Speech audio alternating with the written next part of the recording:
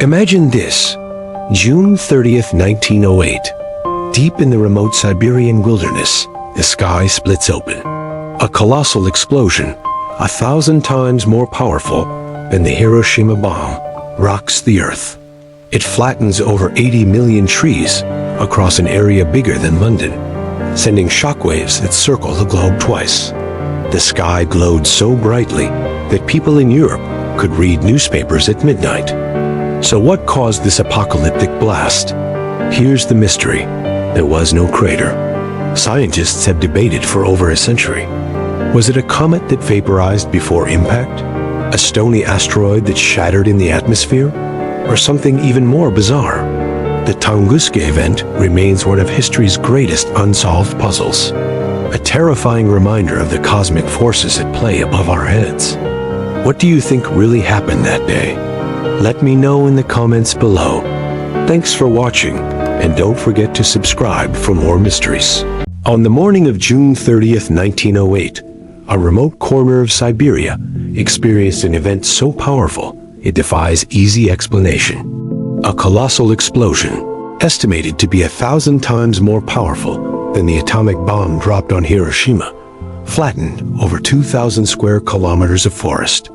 This was the Tunguska event, and over a century later, it remains one of the greatest cosmic mysteries of modern history. What happened that day in the sky above the Podkamennaya Tunguska River? Imagine being an eyewitness. Local Ewenki reindeer herders and Russian settlers saw a column of brilliant blue light, nearly as bright as the sun, moving across the sky. Then a flash and a sound like artillery fire. A shockwave followed, so powerful it knocked people off their feet hundreds of kilometers away. It registered on seismic stations across Europe and Asia. For several nights afterward, the skies over Asia and Europe were aglow, so bright that people in London could read newspapers outdoors at midnight. Yet despite the immense scale of the blast, no impact crater was ever found. This is where the real mystery begins. The first scientific expedition to the area didn't happen until 1927, almost 2 decades later. Led by Russian mineralogist Leonid Kulik, the team journeyed into the harsh, isolated taiga. What they found was surreal. An area of about 80 million trees was flattened in a radial pattern, pointing away from a central point. The trees at ground zero were still standing, but they were stripped of their branches and bark like ghostly telephone poles. Kulik was convinced he would find a giant meteorite, the source of the devastation. He spent years searching, even draining a bog he thought might be the crater, but he found nothing. No crater, no significant meteorite fragments. The culprit, it seemed, had vanished into thin air. So, if it wasn't a typical meteorite impact, what was it? This is where the theories start to get fascinating. The leading scientific consensus today points to a space object, either a small asteroid or a comet, that entered Earth's atmosphere at incredible speed. The immense pressure and heat caused it to completely disintegrate and explode in the air, several kilometers above the ground. This would explain the massive shockwave and the lack of an impact crater. Let's break that down. An asteroid, a rocky body, would likely have left some fragments behind. The fact that so few were found has led many scientists to favor the comet hypothesis. Comets are essentially giant, dirty snowballs made of ice, dust, and frozen gases. A comet of about 50 to 100 meters in diameter could have vaporized entirely upon exploding in the atmosphere, leaving behind only microscopic dust and the incredible destruction we see. The glowing skies observed for days after the event could have been caused by ice particles from the comet's tail being dispersed high in the atmosphere, reflecting sunlight. But science thrives on debate, and the Tunguska event has no shortage of alternative ideas. For a long time, the lack of a clear answer opened the door to more speculative, even wild theories. One of the more famous ones involves a miniature black hole passing through the Earth. The idea is that a tiny, dense black hole would have enough gravitational force to cause the observed damage, but would pass straight through the planet without leaving a crater. However, there's no evidence of an exit event on the other side of the globe, and the physics behind stable miniature black holes is highly theoretical. Another popular fringe theory from the mid-20th century was the idea of an alien spacecraft exploding.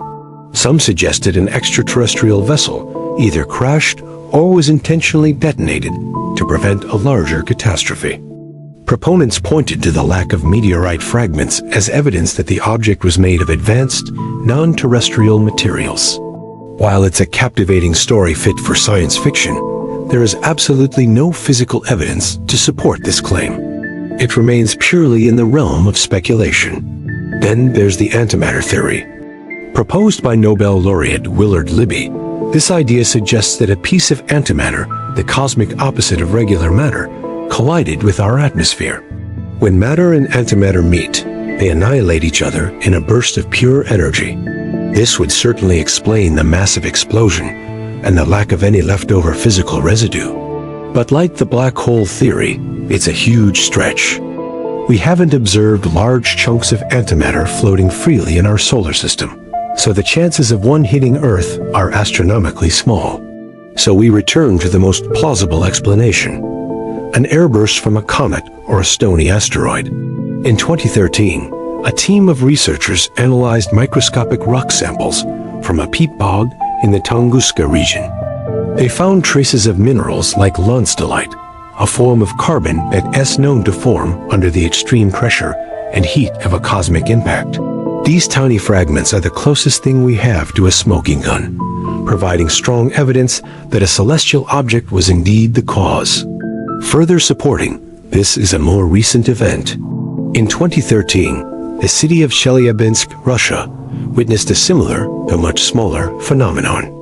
A 20-meter asteroid exploded in the atmosphere, creating a brilliant fireball and a shockwave that shattered windows and injured over 1,000 people. The Chelyabinsk event was like a mini Tunguska, and it gave scientists a real-time model of what an airburst looks like.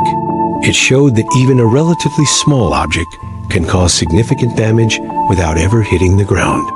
The Tunguska object was just on a much grander scale. The Tunguska event serves as a stark reminder of our place in the cosmos. We live in a cosmic shooting gallery, and impacts, both large and small, are a natural part of our planet's history. Events like this are not just historical curiosities. They are a critical area of study for planetary defense. Understanding what happened at Tunguska helps us prepare for potential future threats. NASA and other space agencies around the world are now actively tracking near-Earth objects to identify any potential impactors long before they reach us.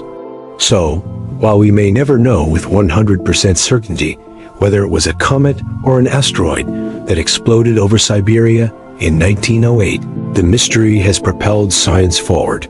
It pushed us to look up, to study the skies, and to understand the forces that shape our world and our solar system.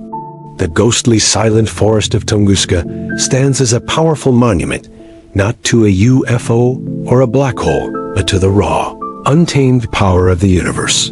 A power that brushed past our planet and left an enigma for the ages. What do you think happened? A comet, an asteroid, or something else entirely? Let me know your thoughts down in the comments.